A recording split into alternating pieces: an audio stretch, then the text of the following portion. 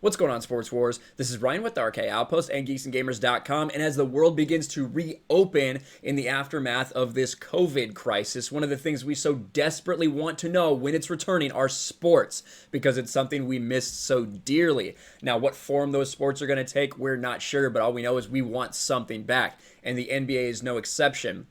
We heard that rumors that have been swirling for the past week and a half are true about the NBA making a return in the form of Disney's Wide World of Sports down there in Orlando. Now, I have to give a shout out to Jay Drunk 3PO over on his channel, and also Park Hoppin', another Geeks and Gamers channel.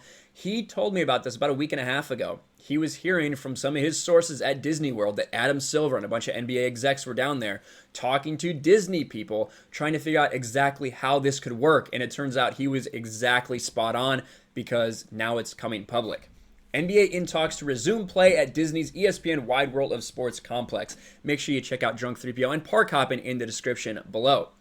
The NBA has entered into exploratory conversations with the Walt Disney Company about restarting the remainder of its season at Disney's ESPN Wide World of Sports complex in Orlando, Florida in late July, NBA spokesperson Mike Bass said Saturday.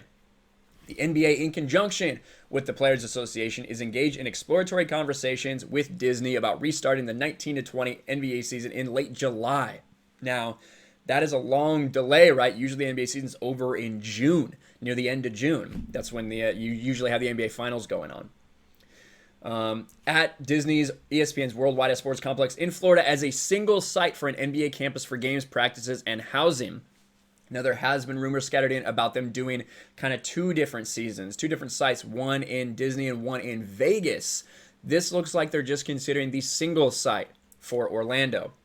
Our priority continues to be the health and safety of all involved, and we are working with public health experts and government officials on a comprehensive set of guidelines to ensure that any appropriate medical protocols and protections are in place, and all of the teams have been asking for those guidelines from the NBA as well. The NBA suspended its season indefinitely on March 11th in response to coronavirus pandemic, and we were here on Sports Wars live when that happened. Hard to believe that's over 2 months ago now. It remains unclear whether the NBA would play the remainder of its regular season or proceed directly to the playoffs, but the 220-acre Wide World of Sports complex, with its 3 arenas and ample hotel accommodations — there's over 24,000 hotel rooms on the Disney campus. I'm sure they can find a way to house everybody that would be needed to be there, especially with the park's limited capacity when they first reopen. It would allow the league to restart play while limiting outside exposures. Adrian Wojnarowski reported Friday the NBA has a Board of Governors call set for next Friday, which is expected to provide additional details for teams on a timetable and plan. Teams are expected the league to instruct them to start recalling players to their team's markets around June 1st, and then what's expected to happen: June 1st, you'd have this 2-week recall of players, you'd have this recall of players and then immediately a 2-week quarantine. 1 to 2 weeks of individual workouts at team facilities and a 2 to 3 week formal training camp to get these guys back ready to play again. Barring an unforeseen turn of events, many NBA owners, execs, and NBA PA elders believe Commissioner Adam Silver will greenlight to return play in June, with games expected to resume before the end of July. Now, what exactly this will take is the question.